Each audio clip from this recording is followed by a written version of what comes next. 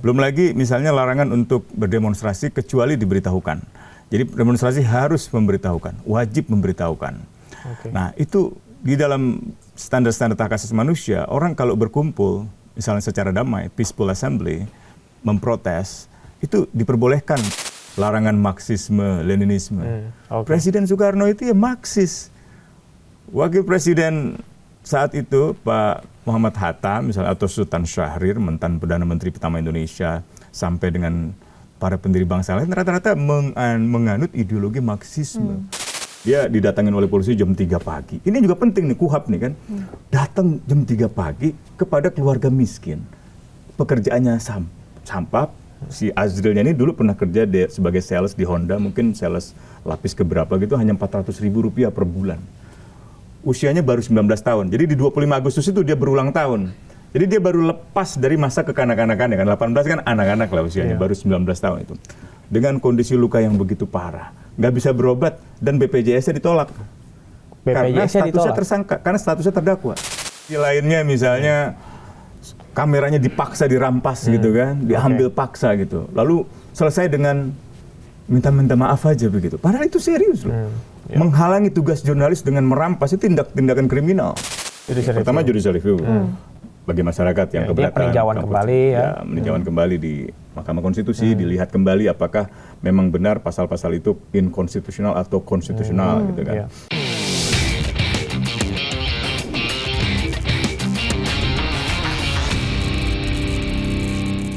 Pemirsa, Anda kembali menyaksikan podcast Bikin Terang bersama saya Camar Haenda. Dan saya Yasmin Ratania. Ya Yasmin, di tahun 2026 ini ada isu yang cukup menjadi perbincangan publik ya.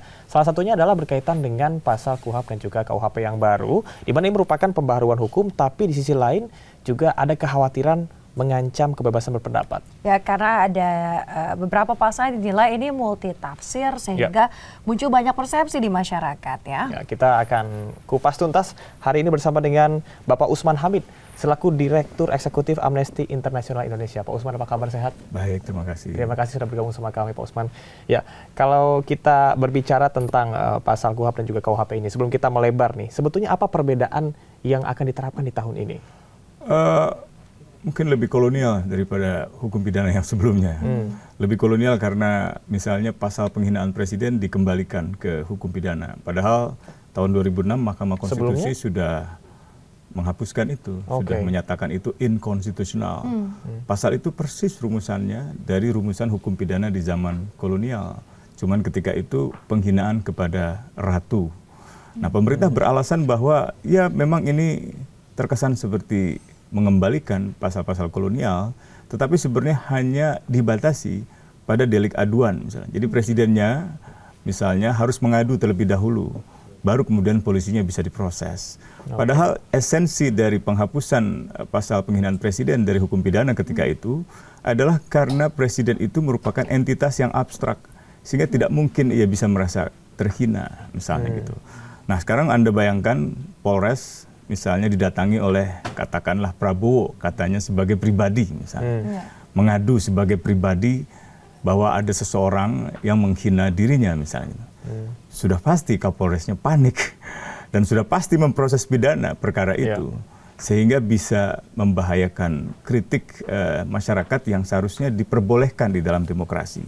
Itu baru satu hal, satu larangan tentang misalnya kritik-kritik yang bisa dianggap menghina presiden. Belum lagi misalnya larangan untuk berdemonstrasi kecuali diberitahukan. Jadi demonstrasi harus memberitahukan, wajib memberitahukan. Nah itu di dalam standar-standar hak asasi manusia, orang kalau berkumpul misalnya secara damai, peaceful assembly, memprotes, itu diperbolehkan tanpa misalnya ada pemberitahuan. Kalau misalnya terjadi keonaran bagaimana, kan pemerintah beralasan ini supaya orang yang memberitahukan kepada polisi tidak terkena hukum, tidak terjerat hukuman. Hanya karena ia memberitahukan kepada polisi lalu ada keonaran, dia bebas dari hukuman. Bagaimana kalau dia yang menciptakan keonaran itu? Kan nggak mungkin, nggak logis. Yang logis adalah kalau ada orang berkumpul di jalanan ramai-ramai, misalnya memprotes, gitu, berunjuk rasa, dan kalau ada yang melakukan keonaran, kekerasan katakanlah, jadi dari peaceful assembly menjadi violent assembly, gitu, maka itu yang dilakukan oleh polisi adalah memisahkannya. Yang violent itu dipisahkan dari yang peaceful. Yang violent itu yang kemudian diproses hukum, yang peaceful dibiarkan. Nah, yang belakangan ini terjadi termasuk dalam demonstrasi Agustus, baik yang violence maupun yang peaceful sama-sama ditangkap. Nah, akibatnya apa? Akibatnya kita melihat angka yang sangat besar penangkapan, misalnya LBH mencatat 6.000 kasus, 6.000 orang ditangkap. Amnesty mencatat setidaknya 4.700 orang ditangkap. Dari total 4.000 sampai 6.000 orang itu yang ditetapkan tersangka hanya 1.000. Artinya ada 3.000, 4.000 sampai 5.000 orang yang ditangkap begitu saja tanpa ada alasan.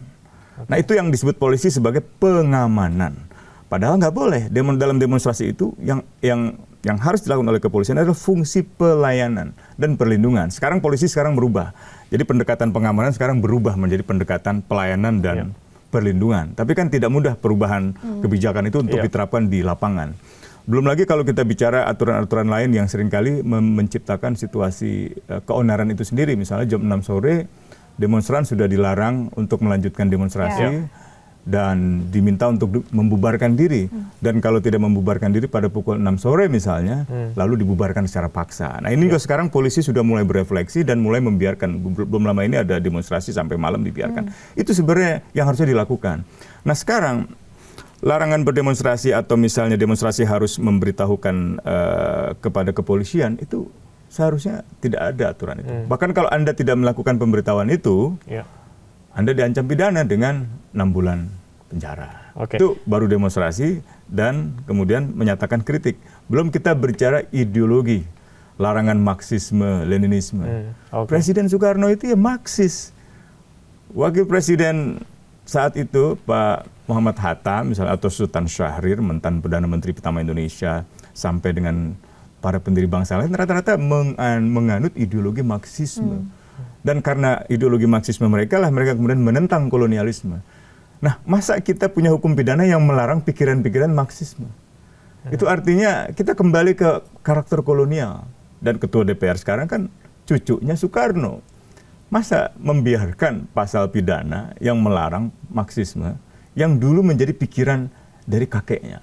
Jadi menurut saya ini kritik untuk Mbak Puan juga. Mestinya Mbak Puan punya kepekaan, otokritik lah ya. Saya kenal baik dengan keluarganya juga. Tapi mudah-mudahan kritik-kritik dari kami ini bisa didengarkan sehingga pasal-pasal itu meskipun ada tidak digunakan lah di dalam praktiknya gitu. Pak Usman, tapi berkaitan dengan tadi yang pertama Anda mention adalah berkaitan dengan kekuasaan presiden terkait dengan pasal ini, apa yang akan terjadi gitu. Kita bisa lihat gambarannya. Tapi apakah dengan jika pasal ini betul-betul diterapkan secara keseluruhan komprehensif, apakah akan membuat masyarakat akhirnya jadi takut untuk kritik dan kita pemerintah akan kehilangan secara natural atau secara alamiah kritik terhadap pemerintah, di mana ini merupakan penyeimbang. Jelas. Dan sebelum ada hukum pidana yang baru saja, beberapa survei litbang media swasta atau litbang survei yang cukup kredibel misalnya memperlihatkan semakin orang takut untuk bicara hal yang sifatnya politik gitu. Belum lagi fenomena belakangan ini, teror terhadap misalnya pemengaruh atau influencer di media sosial. Dari mulai siapa namanya, Firdian Aurelo, kemudian Shirley, sampai dengan DJ Doni atau aktivis kayak Iqbal Damanik gitu kan. Itu kan masyarakat mengikuti itu. Jadi kalau orang yang bersuara kritis terhadap penanggulangan bencana di Aceh atau di Sumatera Utara atau bersuara kritis terhadap presiden, terhadap pemerintah, diteror dan pelakunya sampai sekarang belum juga diusut, artinya ada restu dari negara gitu. Laras tadi baru saya hadiri sidang artinya Laras. Pembiaran ini bisa dianggap sebagai restu. Kan kepolisian kita udah hebat. Kepolisian kita dalam mengungkap jejaring terorisme dan berbagai kejahatan gampang. Karena kemampuan teknologinya sudah tinggi, kemampuan ilmu pengetahuannya sudah tinggi, inavis, investigasi yang saintifiknya mereka sudah sangat canggih, peralatannya untuk sidik jari, sidik kaki, tes DNA dan seterusnya sudah lengkap kita. Semuanya bisa dicek. Iya, CCTV kita udah banyak di mana-mana gitu. Nah, tapi kenapa lambat dugaan saya? Ada faktor politisnya gitu. Karena yang dikritik oleh nama-nama tadi dari DJ Doni, Iqbal Damanik, Shirley sampai Firdian Aurelo, ada kesamaan. Kan benang merah sama. Misalnya kepada pemerintah, kepada presiden gitu ya. Padahal kan pemerintah dan presiden misalnya cukup menjelaskan. Misalnya Pak Teddy, ini nggak benar dong kalau dikatakan kita nggak mengirimkan helikopter 50. Kita mengirimkan kok, ya tunjukkan aja dengan video. Kan banyak media kan, ada CNN, ada iNews, ada MNC. Artinya menurut Anda yang masalah di sini adalah mengenai komunikasi yang dilakukan, komunikasi publik. Komunikasi publik pemerintah buruk sehingga memancing kritik-kritik dari masyarakat. Oke, ini kan sebetulnya jadi bukan permasalahan baru, sesuatu yang memang dari awal menjabat bahwa banyak beberapa kritikus yang menilai bahwa komunikasi publik buruk memang. buruk. Apakah artinya seharusnya pemerintah lebih berfokus ke sana? Ya, pertama komunikasi harus lebih baik ya, harus lebih apresiatif pada masyarakat. Yang paling baru kontroversialnya adalah, pernyataan Kepala Staf Angkatan Darat Maruli Simanjuntak soal jembatan yang menurut dia disabotase oleh masyarakat, baut-bautnya dicuri oleh masyarakat. Itu kan membawa tuduhan yang serius kepada masyarakat yang sedang mengalami bencana ekologis, dituduh lagi sebagai pencuri gitu. Padahal ternyata setelah diperiksa oleh sejumlah pihak, termasuk pemerintah setempat, politisi setempat, masyarakat setempat, bukan disabotase, melainkan pemasangannya tidak berkualitas. Sehingga ketika misalnya dilalui oleh kendaraan-kendaraan berat, itu copot dengan sendirinya. Gitu. Jadi ada problem di situ, termasuk juga soal penggalian sumur bor, ya kan? Masyarakat melakukan itu dengan satu lubang kira-kira 15 juta untuk bisa mengakses air bersih. Kepala staf bilang 150 juta. Jadi banyak pernyataan-pernyataan yang nggak kredibel gitu ya. Nah, ditambah dengan reaksi kasat yang akhirnya marah juga. Itu orang-orang yang menuduh saya sebagai jenderal baut, otaknya sebaut juga. Dulu jenderal yang sama juga, itu orang-orang yang mengkritik pemerintah kampungan. Jadi banyak pernyataan-pernyataan pemerintah yang saya kira nggak perlu lah. Atau dulu Hasan Nasbi misalnya, kantornya kepala kantor komunikasi ya kan? PCO. Ya, PCO. PCO. Saya sering meledeknya itu KKK, kantor komunikasi kepresidenan, jadi seperti klub-kluban gitu ya. Tapi nggak begitu maksudnya. Ketika ada teror terhadap Tempo malah ya dimasak aja babinya loh. Jadi banyak pernyataan-pernyataan yang sedari awal memang nggak kredibel, dan ini akan memancing masyarakat untuk mengkritik. Nah, kritik itu harusnya disikapi dengan perbaikan komunikasi publik, perbaikan kredibilitas pernyataan dan kebijakan pemerintah. Jadi kalau bilang 50 helikopter, di lapangan 50 helikopter. Jangan bilangnya 50, di lapangan cuma 3 helikopter, misalnya begitu. Kalau di lapangan hanya ada 3, 4, 5, 10 tenda, jangan bilang di seluruh kabupaten ada tenda BNPB misalnya. Karena masyarakat juga bisa mengikuti. Artinya ada ketimpangan antara fakta di lapangan dengan apa yang disampaikan tidak sesuai, sehingga masyarakat persis. Nah, hukum pidana itu sekarang yang baru seperti menjadi ancaman lagi buat masyarakat gitu, untuk berpikir dua kali setidaknya di dalam menyampaikan pikiran dan pendapatnya. Padahal kalau kita tidak punya partisipasi masyarakat, pemerintah nggak tahu kan apa sebenarnya yang terjadi dengan situasi di lapangan, apa salahnya dari kebijakan mereka gitu. Kalau masyarakat kita bisu, nggak ada yang bersuara, saya kira kita bukan lagi Indonesia. Tapi menurut Pak Usman sendiri, demokratis. seberapa besar ancamannya tidak hanya untuk masyarakat ya, tapi misalnya untuk para jurnalis, aktivis dan lain-lain. Jurnalis sudah merasakan kan. Dari Bapak sendiri ada yang meliput di lapangan, tiba-tiba kontennya di take down gitu kan. Ya misalnya televisi bahkan, atau televisi lainnya misalnya kameranya dipaksa dirampas gitu kan, diambil paksa gitu. Lalu selesai dengan minta maaf aja begitu. Padahal itu serius loh. Menghalangi tugas jurnalis dengan merampas itu tindakan kriminal. Jadi kalau tidak ada peran media, tidak ada peran masyarakat sipil, tidak ada peran penengah, masyarakat dengan pemerintah langsung berhadapan, itu bisa terjadi peristiwa seperti Agustus. Itu kan akibat dari... Ada yang bilang bahkan bisa lebih besar lagi, karena bisa lebih besar. Masyarakat akhirnya akumulasi dari apa yang emosi yang memuncak. Jadi ada akumulasi kekecewaan masyarakat terhadap situasi sosial ekonomi. Anak-anak muda yang lulusan perguruan tinggi sekarang sudah sulit cari kerja, apalagi untuk mendapatkan rumah, janji lapangan pekerjaan belum dipenuhi, korupsi merajalela di mana-mana, fasilitas publik di kota-kota juga tidak memadai, transportasi publik belum aman. Jadi kita sementara hutan terus dibabat. Anak-anak muda yang sekarang ini kan punya kesadaran kosmopolitan yang tinggi, kesadaran global yang tinggi, melihat Paris Agreement, melihat climate change gitu. Tiba-tiba pemerintah dengan enaknya setelah bencana ekologis di Sumatera, lalu membabat hutan lagi di Aceh untuk sawit. Itu kan semacam delusional gitu. Jadi janjinya adalah menghormati lingkungan dan seterusnya, tapi pada saat yang sama dia menyangkal bahwa ada bencana ekologis akibat dari misalnya pembabatan hutan. Gitu. Oke, baik. Pak Usman, kita wrap dulu untuk satu poin ini berkaitan dengan pemerintah dan juga pasal KUHP dan KUHP yang baru ini. Apa langkah jangka pendek yang bisa dilakukan oleh pemerintah untuk bisa mengatasi ketidakpercayaan masyarakat, krisis kepercayaan masyarakat? Ya, yang paling sederhana sebenarnya membuat rancangan peraturan pemerintah atau peraturan pelaksanaan. Supaya di tingkat praktis tidak terjadi kesalahpahaman dan tidak terjadi penyalahgunaan kekuasaan. Yang meresahkan dari KUHP ini misalnya bukan hanya yang resah dengan KUHP ini bukan hanya masyarakat, kejaksaan, kehakiman, karena ada kewenangan kepolisian yang begitu besar di sini. Polisinya juga resah. Karena polisi merasa, wah ini kewenangan makin besar. Sementara anggaran makin terbatas, sementara kasus begitu banyak gitu. Contoh misalnya, banyak kasus kan berkaitan dengan penggunaan sarana elektronika, cybercrime lah. Cybercrime Polda Metro Jaya itu penyidiknya cuma 120. Laporan yang masuk ke Polda Metro Jaya untuk cybercrime saja itu sekitar 5.000 kasus. 5.000 kasus. Nah, sementara anggaran hanya cukup untuk menangani 300 perkara, 300 kasus. Jomplang sekali. Nah, mereka tahun lalu, tahun 2025 sudah menangani sekitar 400. Lebih tinggi dari, artinya kinerjanya lebih baik daripada yang diperkirakan berdasarkan anggaran. Tapi aduan yang jumlahnya 4.000 sampai 5.000 itu masih bertumpuk gitu.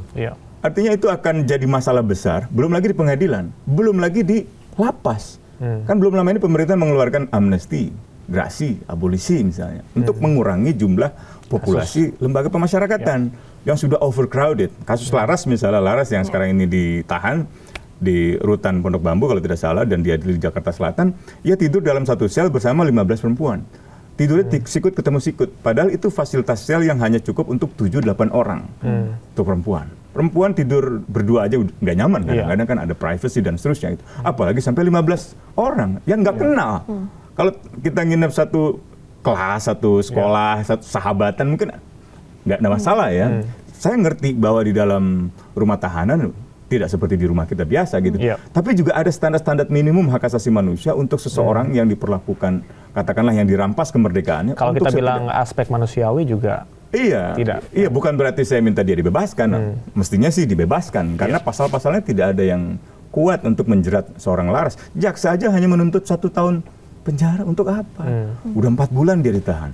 Dan diborgol pula. Jadi kayak memperlihatkan kepada publik bahwa Anda jangan macam-macam, masyarakat jangan macam-macam. Jangankan Anda, seorang perempuan aja kita borgol misalnya gitu.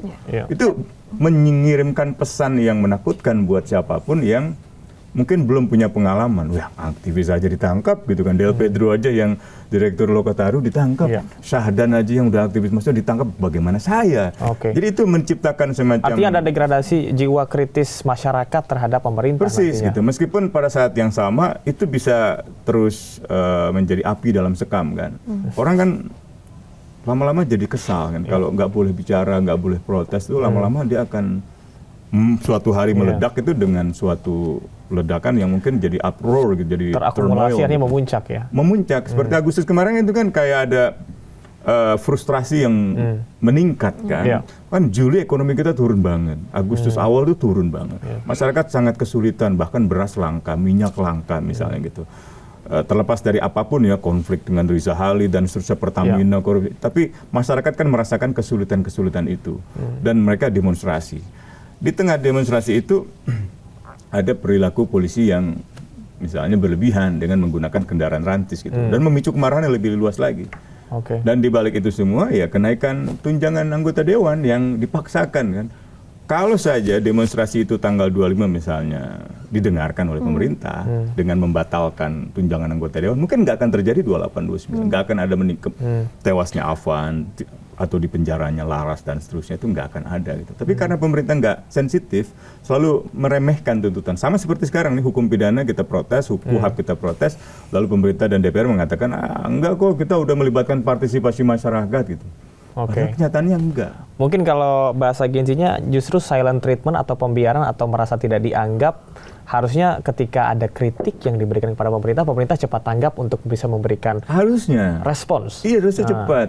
Gen Z ini cerdas-cerdas, bahasa ngomongnya bahasa Inggris semua ya kan. Apalagi dibanding pejabat-pejabat yang karena katanya kalau misalnya kita kritik pakai bahasa Indonesia rawan, jadi lebih baik pakai bahasa Inggris aja katanya gitu. Nah itu juga menarik. Jadi Laras dituduh menghasut orang untuk melakukan kekerasan serangan kepada Mabes Kepolisian. Memang kalimatnya bisa dipersoalkan, misalnya when your office ketika kantor kamu dekat dengan kantor kepolisian, please burn this building down gitu kan. Tapi kan itu bisa dianggap sebagai ekspresi simbolik, kayak kita demonstrasi turun ke jalan kita lihat orang ada ganyang koruptor. Ganyang itu kalau pakai istilah di dalam kamus besar bahasa Indonesia ya bener memotong orang dan memakan gitu kan. Apalagi tapi kan nggak mungkin secara literal itu kan. Apalagi bahasa Inggris yang sebetulnya konotasinya tidak misalnya burn langsung dibakar gitu kan. Burn itu adalah misalnya dengan kita speak louder, menyerukan sesuatu yang ingin kita sampaikan itu membakar semangat gitu. Gantung koruptor itu kan bukan berarti koruptor benar-benar digantung, itu enggak gitu kan. Jadi ekspresi orang, apalagi dia marah ketika terjadi kematian Afan itu, dan beberapa saksi yang disediakan oleh jaksa itu nggak pernah melihat instastory-nya, melihatnya setelah diperlihatkan oleh polisi. Dan ada juga yang mengatakan, iya saya melihat kok waktu itu di Instagram. Artinya apa? Nggak paham, karena nggak bisa berbahasa Inggris. Jadi bagaimana mungkin seorang Laras yang bukan siapa-siapa, bukan influencer, bukan juga ketua ormas gitu, bisa menghasut ya begitu banyak orang untuk melakukan serangan kepada kantor kepolisian. Ini menarik kalau Anda bilang bahwa Laras ini bukan siapa-siapa. Jadi apakah sebetulnya Anda berpikir bahwa Laras ini hanya dijadikan sebagai contoh untuk bisa menakut-nakuti masyarakat misalnya? Persis. Benar. Jadi pesannya itu kan, Anda lihat tuh, Laras saja yang bukan siapa-siapa. Warga biasa. Kami tega. Kami borgol dia gitu. Borgol. Kemarin saya sempat bercanda lah dengan jaksa. Pak, saya aja Pak yang diborgol. Saya tarik borgolnya kan, saya aja Pak yang diborgol. Waktu Laras mau diborgol kembali setelah kan kalau didudukan di kursi terdakwa dia lepas borgol. Ketika selesai sidang dia diborgol kembali. Lalu saya hampiri jaksa, Pak saya aja Pak yang diborgol, saya bilang. Tapi pesannya kan jadi buruk buat pemerintah gitu. Soalnya pemerintah kejam sekali gitu. Di tengah, apalagi kalau bicara Afan, siapa yang bertanggung jawab atas kematian Afan belum mendapatkan hukuman sama sekali. Belum lagi kasus Jakarta Utara, banyak orang ditangkap setelah penjarahan rumahnya Ahmad Saroni. Katakanlah ada yang terlibat, ditangkap dan benar-benar terlibat. Bukan berarti kan mereka boleh disiksa. Banyak yang disiksa. Saya punya fotonya banyak sekali.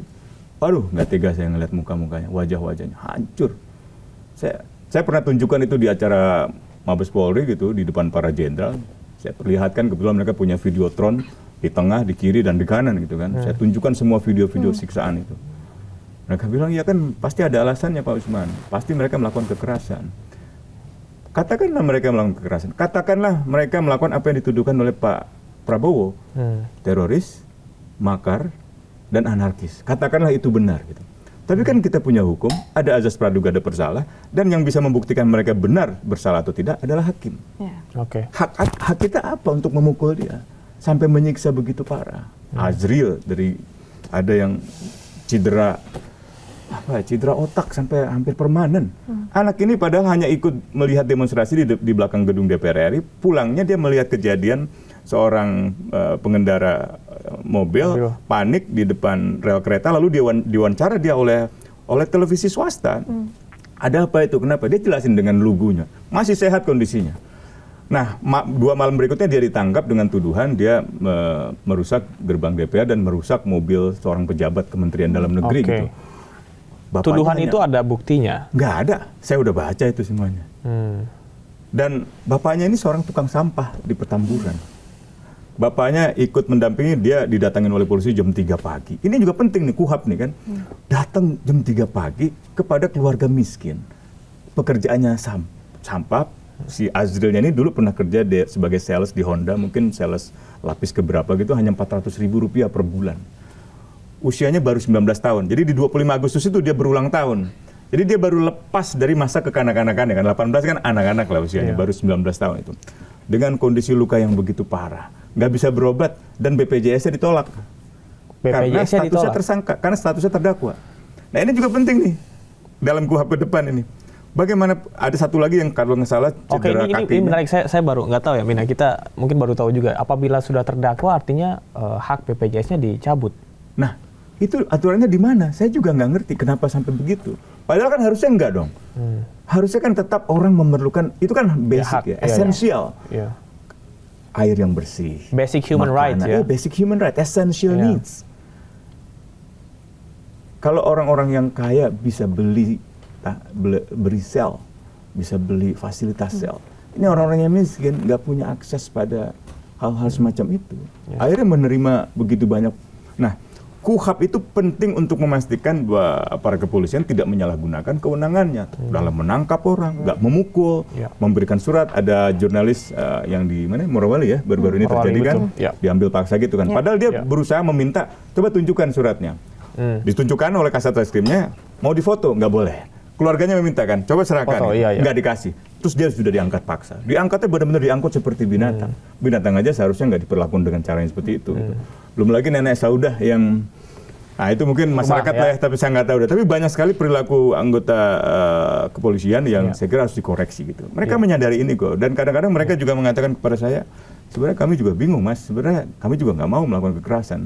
Karena pemerintah dan DPR-nya yang seringkali membuat kebijakan yang membuat masyarakat marah. Benar juga sih. Jadi polisi itu turun ke jalan dan menghadapi masyarakat dengan kekuatan, gitu, dengan kekuatan yang eksesif, ya karena pemerintahnya kan.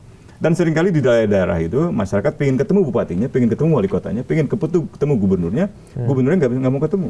Atau kalau ketemu nantang-nantang seperti kasusnya mana itu bupati apa itu Pati ya, Pati gitu. Itu kan kayak gitu. Akhirnya polisi yang berhadapan dengan masyarakat ini KUHP hanya akan meletakkan polisi semakin berhadapan dengan masyarakat. Hanya akan meletakkan polisi semakin tidak dipercaya oleh masyarakat. Artinya pesan dari masyarakat justru semakin tidak sampai kalau begitu. Semakin tidak sampai.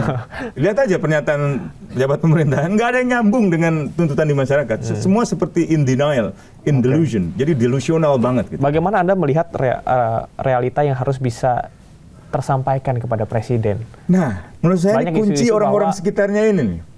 Orang-orang sekitarnya harus membuka akses, harus memastikan bahwa Presiden membaca berita. Nah, membuka akses ini menarik. Saya nggak tahu. Ini gimana? Mungkin yang punya MNC yang punya INIS harus bicara. Gitu. Kalau saya kan nggak punya akses. Tapi Pak melihat KUHP sudah disahkan gitu ya di awal tahun ini. Langkah apa sih Pak yang bisa ditempuh? Langkah hukum ataupun advokasi? Ya judicial review sih. Pertama judicial review. Bagi masyarakat yang keberatan, peninjauan kembali peninjauan kembali di Mahkamah Konstitusi, dilihat kembali apakah memang benar pasal-pasal itu inkonstitusional atau konstitusional gitu kan. Yang kedua dari segi pemerintah mungkin untuk mencegah penyalahgunaan kekuasaan ya rancanglah peraturan pemerintah gitu, supaya jadi pedoman. Bagi Ketua Mahkamah Agung buatlah pedoman bagi para hakim supaya tidak ada penyalahgunaan pasal-pasal itu gitu. Jaksa juga demikian. Jangan sampai kayak kemarin jaksa juga dalam kasus Nadiem itu membawa tentara masuk ke dalam ruang sidang.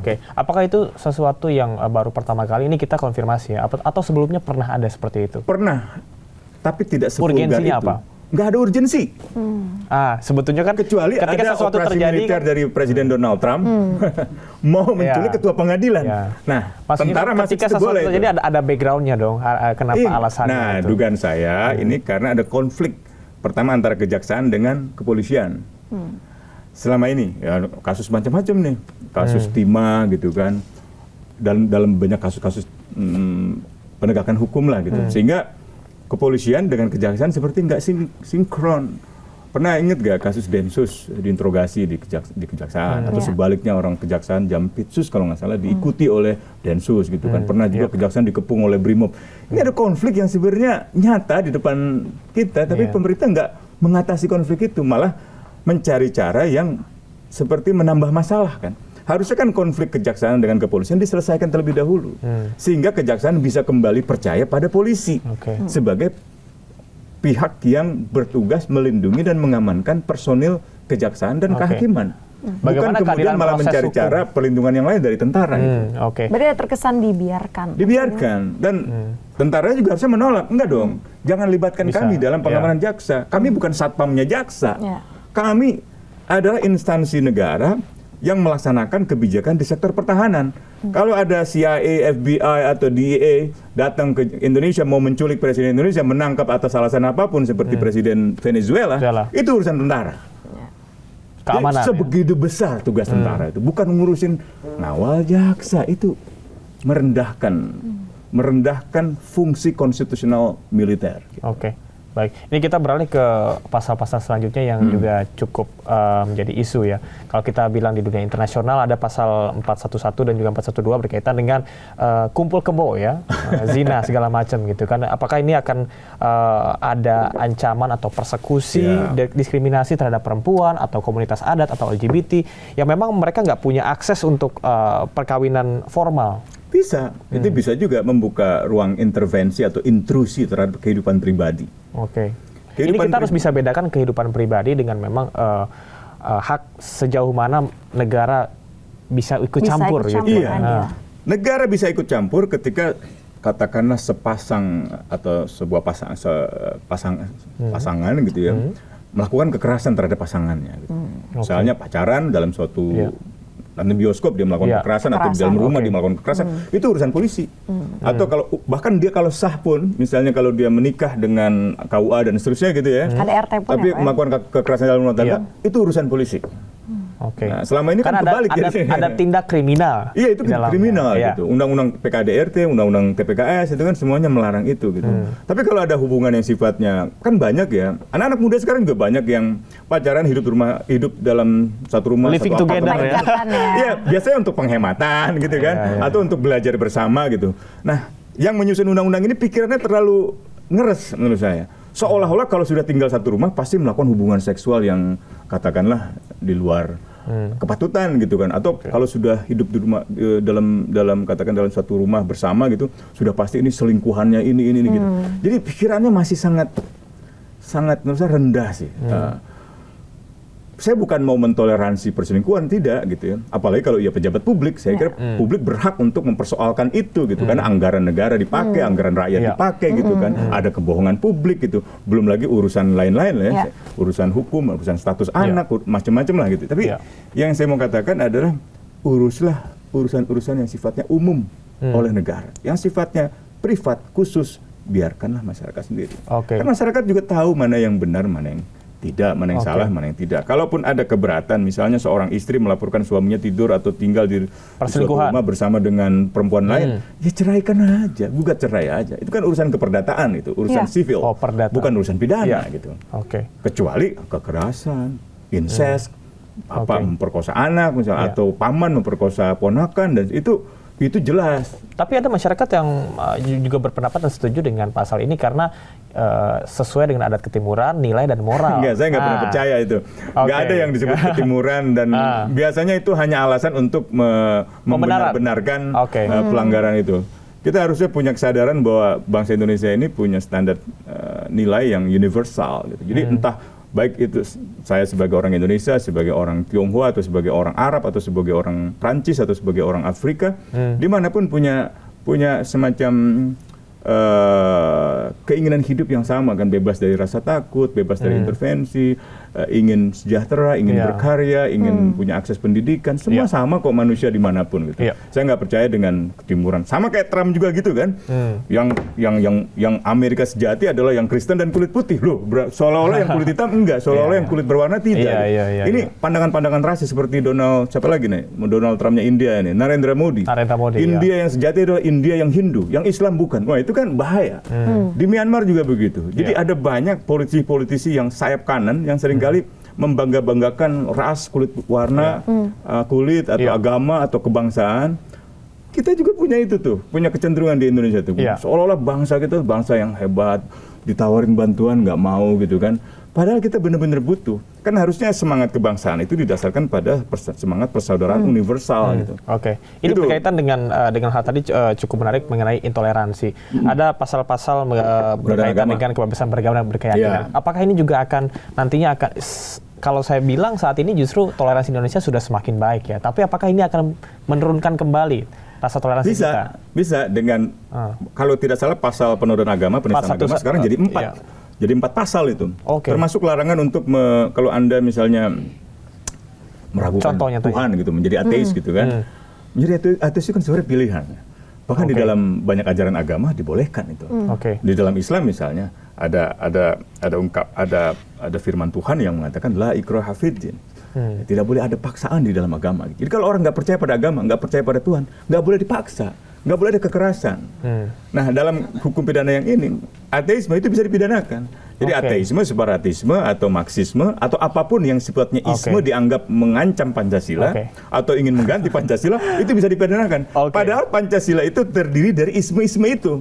Termasuk sila kelima Pancasila, itu Marxisme. Social justice, keadilan sosial bagi seluruh rakyat Indonesia. Jadi itu pembelaan lain adalah ini sejalan dengan Pancasila kita, ketuhanan yang Maha Esa. Itu kan bahkan di KTP pun Pancasilanya Indonesia. Ini kalau kita lihat Pancasila dari orang Indonesia kan ada agama. Mungkin teman-teman saya di luar ya agama tidak dicantumkan gitu kan, tapi di Indonesia dicantumkan. Artinya ada sesuatu yang membuat masyarakat mau lu percaya, mau lu nggak percaya, ya tetap harus punya agama gitu. Itu gimana? Ya akhirnya kan kita hidup dalam kesemuan kan, dalam formalisme gitu. Secara formal. Iya. Secara praktiknya urusan masing-masing gitu ya. Nah itu makanya kan kita sejak kecil sudah bisa punya memories of childhood, punya kenangan-kenangan masa kecil ketika kita melihat seseorang teman kita, tetangga kita yang baik sih baik aja, nggak ada urusannya sama agama. Yang seagama sama kita kadang-kadang jahat, yang beda agama sama kita kadang-kadang jahat juga. Ada yang baik, ada yang jadi orang tuh baik enggaknya itu bukan karena agamanya apa gitu. Tapi kan akhlaknya kalau di dalam Islam itu kan kan Nabi pernah ditanya yang beriman itu apa sih, yang beragama itu apa sih, akhlaknya. Jadi kalau kita berbuat baik, menolong orang dan seterusnya, itulah beragama gitu. Bukan kemudian wah ini ke gereja tiap minggu nih, kalau perlu dia subuh-subuh udah di gereja misalnya gitu. Enggak juga itu kan. Sama seperti dia sering ke masjid. Ya kalau paginya dia korupsi, siangnya dia ke masjid kan bisa juga gitu. Jadi saya kira kita harus mulai membangun masyarakat yang tidak lagi terjebak ke dalam hal-hal yang simbolisme kayak KTP. Agama lu apa? Islam gini. Kan dulu kan 65-an banyak orang yang dituduh PKI, dituduh komunis. Dan karena dia takut dituduh komunis. Dan kebetulan dia mungkin agamanya misalnya Kejawen di Jawa atau Katolik misalnya di Jawa juga banyak kan. Dia harus berubah agamanya menjadi Islam untuk perlindungan diri. Artinya dia menjadi Islam bukan karena keyakinannya. Berarti bisa dikatakan jika ini sudah benar-benar kan sudah disahkan, akan banyak hal seperti itu terjadi? Akan banyak kalau itu benar-benar diterapkan. Ya. Mudah-mudahan sih, kan ada pepatah ibarat kalau Anda ingin hukum yang baik tapi aparatnya jahat, percuma. Tapi kalau ada hukum yang buruk tapi kalau aparatnya baik, bisa lebih baik kan. Nah kita berharap kalau hukumnya ini sekarang buruk, ya aparatnya jadi baik. Apakah ada negara yang bisa kita jadikan sebagai acuan atau pedoman yang sama-sama negara demokrasi dan hukum pidananya terbaik gitu, atau bisa dibilang? Nah sayangnya Indonesia sekarang sudah bukan lagi negara demokrasi. Kalau kita baca VDEM, Varieties of Democracy Index, itu Indonesia sudah masuk dalam golongan electoral autocracy, otoritarianisme elektoral. Sudah bukan lagi electoral democracy. Mulai beralih. Unfortunately, Indonesia udah di sana gitu. Untuk pertama kalinya kata indeks itu sejak tahun 99, Indonesia masuk dalam kategori electoral authoritarianism atau electoral autocracy gitu. Jadi kalau dibandingkan dengan negara demokrasi lain, Indonesia udah bukan demokrasi lagi sebenarnya. Ya mungkin bisa dibandingkan dengan India gitu kan. Tapi India juga buruk hukum pidananya. Yang baik mungkin Korea Selatan ya, bukan Korea Utara ya. Atau Jepang juga relatif baik gitu kan. Kalau mau ideal banget ya negara-negara Nordik, Swedia, Norwegia. Iya. Itu negara yang Denmark, negara yang paling bahagia.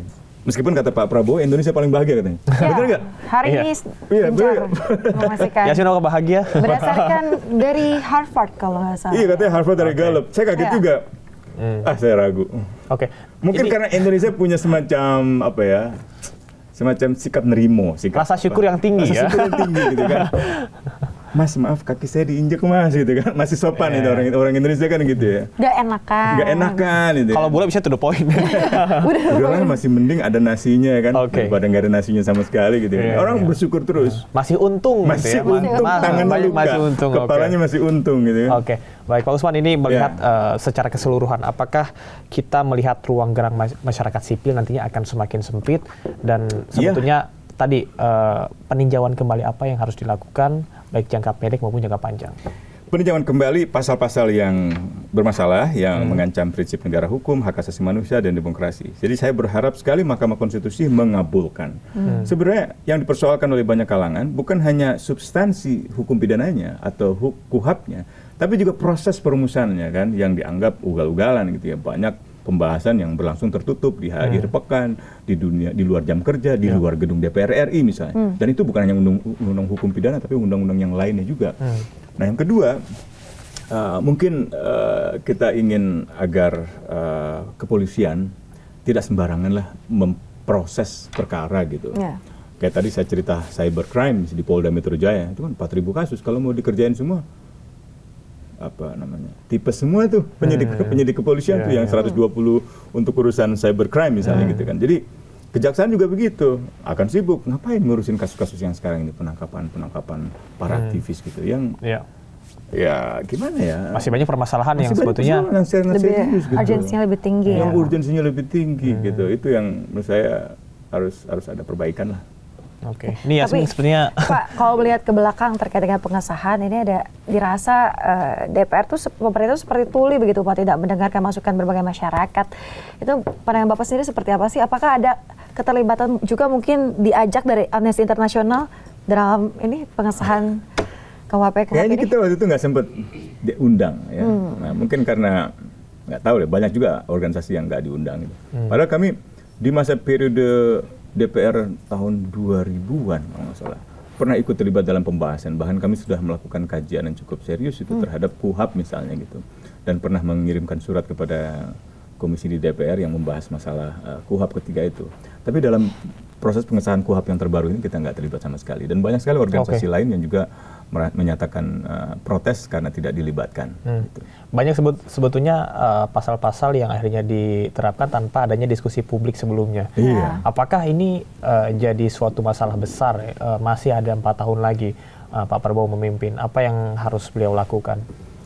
Ya itu ya, rancangan peraturan pemerintah, kemudian pedoman-pedoman buat hakim, jaksa, polisi itu harus dirumuskan.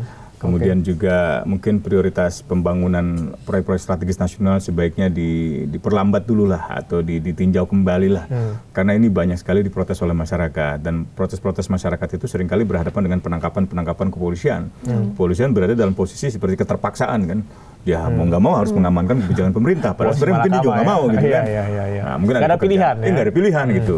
Nah ini yang harus dihentikan gitu. Jangan sampai ada penangkapan massal lagi, pengamanan massal unjuk rasa lagi gitu. Biarkan mereka masyarakat berdemonstrasi. Kalau ada kekerasan ya tindak yang melakukan kekerasan, tindak juga dengan cara yang lebih sesuai dengan hukum acara pidana, jangan disiksa dan seterusnya gitu. Oke, Pak Usman, sekali lagi berkaitan dengan KUHP dan KUHP ini.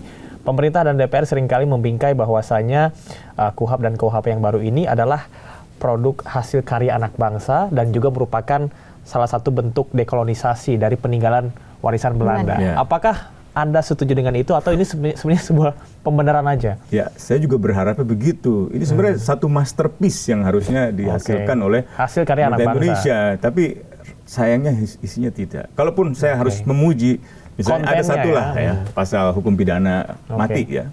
Hukum pidana mati kan mulai tidak lagi sebagai satu keharusan gitu. Dia bisa dilakukan diganti dengan hukuman seumur hidup gitu, dengan hukuman percobaan dan seterusnya gitu ya. Tapi kolonialnya udah menghapus.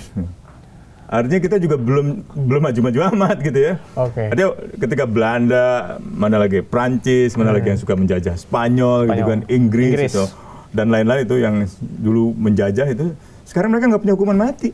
Dan angka kejahatan kecil. Jadi kalau ada keyakinan di Indonesia bahwa hukuman mati itu bisa menurunkan angka kejahatan, bisa menghapuskan kejahatan. Enggak. Kejahatan itu kompleks sebabnya. Macam-macam kan. Ada faktor hukum, ada faktor sosiologis, ada faktor perbatasan, ada faktor peredaran barang-barang yang tidak benar gitu kan. Tapi Pak, selain hukuman mati Pak yang mungkin dirasa lebih baik, apalagi Pak mungkin dari hukum pidana lainnya yang baru disahkan yang sekarang lebih baik. Susah saya ketemunya. Aduh. Gimana ini coba? Tanya Pak Habibur Rahman pasti tahu banyak gitu. Dia bisa jelasin mana yang baik-baik gitu. Nanti malam Pak Habibur Rahman kita ini ya. Pak Usman, tapi berkaitan dengan tadi ya, kalau misalnya hukuman Indonesia masih menganggap masyarakat pada mayoritas menganggap bahwasanya hukuman mati itu paling cocok diterapkan di Indonesia karena supaya takut gitu. Jerah ya. Nggak ada buktinya. Nggak ada penelitian yang menunjukkan itu. Karena beberapa masyarakat bilang bahwa kalau misalnya hukuman seumur hidup, gue tahu lu paling nggak di penjara beneran gitu kan. Ini lihat ya, 1 tahun pertama Pak Jokowi jadi presiden, banyak orang dieksekusi kan. Warga negara asing, warga negara dalam negeri. Dalam kasus narkoba. Pertanyaan saya sekarang, narkoba berkurang nggak? Enggak, makin banyak. Ya aparatnya terlibat. Itu yang disebut komedian Panji, ya kan? Cerita kasus Panji Pragiwaksono, dia kan cerita tuh kan? Kasus Teddy Minahasa. Saking kreatifnya polisi Indonesia, diminta untuk menjual misalnya narkoba gitu kan. separuh dijadikan barang bukti, separuh dijual misalnya gitu. Tapi kata Panji, polisi Indonesia nggak semuanya kayak Teddy, ada juga yang lain kayak Sambo. Jadi ternyata masalahnya banyak banget. Jadi menurut saya nggak percaya dengan hukuman mati itu akan katakanlah menghentikan apa ya istilahnya kejahatan itu. Nggak ada buktinya dalam penelitian-penelitian berbagai negara. Sekarang bandingkan aja, Australia nggak punya hukuman mati. Canberra saya pernah tinggal 2,5 tahun di sana. Kejahatan paling tinggi apa? Pencurian sepeda. Sepedanya tertentu lagi, merek Giant. Nggak semua sepeda gitu ya? Nggak semua sepeda gitu. Jadi, dan jurnalis-jurnalis di Canberra Times itu kadang-kadang mikir, saya kepingin kalau Wisman kerja di Jakarta. Banyak sekali yang bisa saya beritakan. Di Canberra itu sepi, nggak ada berita, nggak ada kejahatan. Kita di Jakarta capek ya. Tiap hari banyak isu ya. Misalnya begitu kan. Ya mungkin itu kerennya juga tinggal di Indonesia ya. Ada banyak hal yang kita bisa bahas, yang kita bisa ramaikan. Tapi sebetulnya itu berkaitan juga dengan kualitas sumber daya manusia sendiri nggak sih Pak? Ya bisa juga. Kan kadang-kadang gini, dalam proses pemeriksaan, ini berkaitan dengan KUHAP juga. Polisi, jaksa, hakim seringkali mengandalkan keterangan pelaku atau keterangan tersangka di kepolisian atau terdakwa di persidangan. Padahal keterangan tersangka dan terdakwa dalam KUHAP kita yang lama misalnya, itu nilai yuridisnya paling rendah, makanya ditempatkan di alat bukti yang kelima. Dan di dalam standar hak asasi manusia, hukum-hukum pidana internasional itu melarang adanya self-incrimination. Jadi ada hak ingkar. Nah, di dalam KUHAP yang baru ini, kalau Anda misalnya ditanya oleh polisi nggak mau jawab, ditanya kedua kali nggak mau jawab, ditanya ketiga kali nggak mau jawab, itu bisa ditahan. Padahal di dalam hukum-hukum pidana universal ada hak ingkar namanya, the right to non-self-incrimination. Makanya kalau kita nonton Netflix misalnya gitu kan, waktu ditangkap gitu kan, polisinya bilang Anda berhak diam sampai di pengadilan nanti. Artinya keterangan pelaku, keterangan tersangka itu tidak penting. Karena keterangan tersangka itu dia bisa menyangkal.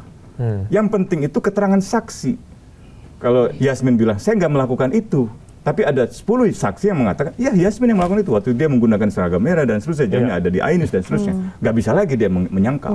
Keterangan ahli, ya saya meyakini foto yang beredar itu, video beredar, CCTV yang beredar itu adalah Yasmin.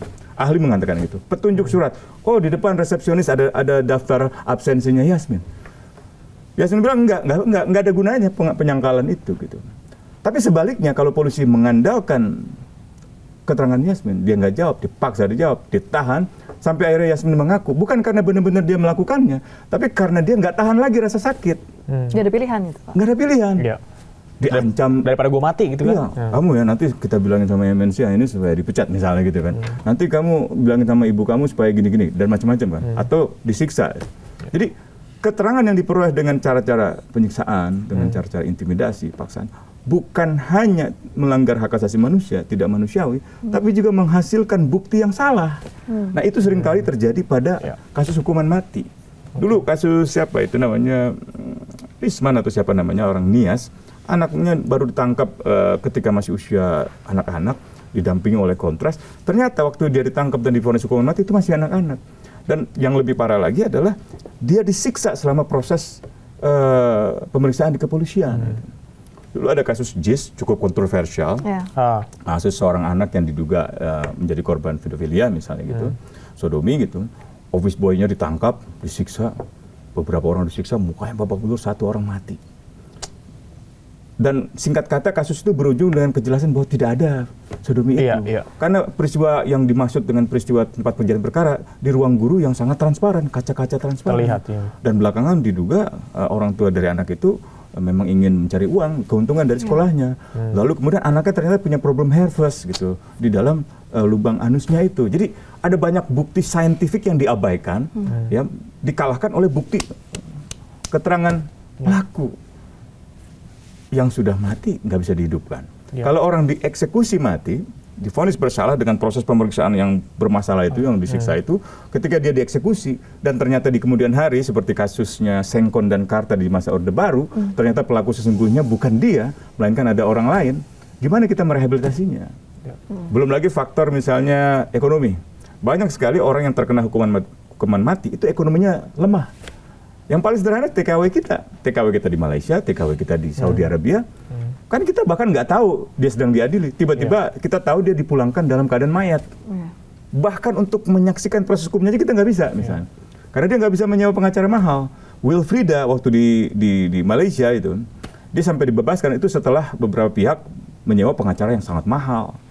Gitu. Nah itu menunjukkan bahwa hukuman mati itu banyak lemahnya gitu. Dan juga hukuman itu sudah dianggap sebagai hukuman yang kejam, tidak manusiawi dan merendahkan martabat. Tahun 66 waktu Kovenan Hak Sipil dan Politik itu disahkan, hukuman mati masih diperbolehkan asal ada dasar putusannya, dan putusannya harus datang dari fair and impartial tribunal atau competent trial. Jadi pengadilannya harus benar-benar berkompeten, benar-benar adil, benar-benar tidak berpihak. Dengan batasan tertentu, nggak boleh hukuman mati itu untuk perempuan hamil, nggak boleh hukuman mati itu untuk anak-anak, nggak boleh untuk misalnya keadaan-keadaan di mana tidak ada dasar. Ada banyak notes-nya ya.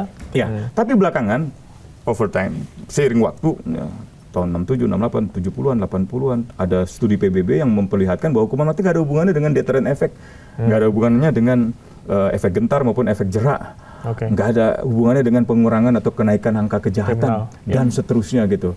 Akhirnya mulai dari 90-an, 2000-an, mayoritas di dunia menghapuskan hukuman mati. Dan menganggap hukuman mati sebagai hukuman yang kejam, setara dengan penyiksaan. Artinya menghilangkan hak asasi manusia untuk hidup gitu ya. Iya gitu. Ya dia berhak untuk hidup, negara berhak menghukum dia, tapi bukan dengan hukuman mati. Ya. Baik. Pak Usman, ini mungkin jadi pertanyaan penutup ya. Prinsip-prinsip fundamental seperti apa yang harus diperhatikan oleh pemerintah kalau memang nantinya pasal-pasal ini akan ditinjau ulang? Fair trial, prinsip peradilan yang fair. Mulai dari ketika orang ditangkap, ditahan, rumahnya digeledah, pakaiannya digeledah, barang-barangnya disita, sampai dengan diadili, dihukum, lalu kemudian dipenjarakan dengan kondisi-kondisi yang harusnya layak. Gitu. Jadi dari mulai hari dia dipanggil, ditangkap gitu, ditahan, ditetapkan ditahan, dia berhak didampingi pengacara. Kalau dia perempuan, dia berhak diperiksa oleh perempuan polisi gitu misalnya. Atau kalau dia sampai ditahan di rutan tertentu, dia harus rutan dengan perempuan, nggak bisa dicampur dengan laki-laki dan seterusnya. Kalau di anak-anak harus dengan anak-anak, harus ada edukasi, juvenile sistemnya harus jalan. Kalau dia orang tua juga, dan seterusnya. Jadi ada banyak tuh yang kalau dia disabilitas gitu misalnya, nggak bisa disamakan dengan yang lain gitu kan. Orang disabilitas misalnya disabilitas nggak bisa melihat kan, nggak bisa dia menjadi saksi yang melihat, merasakan, mengalami, itu nggak mungkin misalnya. Gitu. Jadi ada banyak hal yang sangat berhubungan dengan keseharian hidup masyarakat di dalam KUHP ini. Karena itu kita berharap pemerintah benar-benar berhati-hati dalam menerapkan ini, dan kami berharap sekali Mahkamah Konstitusi bisa mengabulkan permohonan judicial review sehingga undang-undang ini bisa dikoreksi. Yasmin, ini kita banyak sekali dapat informasi yang berkaitan dengan jika suatu hukum berubah, ini tidak hanya tahu bahwa hukum itu berubah, tapi juga memahami bagaimana perubahan itu bisa mempengaruhi ruang kebebasan kita. Dan mudah-mudahan seperti yang disampaikan tadi oleh Pak Usman, adanya peninjauan ulang ya berkaitan dengan pasal-pasal ini. Ya, Pak Usman, terima kasih banyak. Terima kasih banyak atas waktunya. Terima kasih banyak ya. Terima kasih. Selalu mudah-mudahan ini bermanfaat dan kita akan ketemu di episode podcast Bikin Terang selanjutnya. Saya Camar Haenda. Saya Sematania pamit. Terima kasih. Sampai jumpa.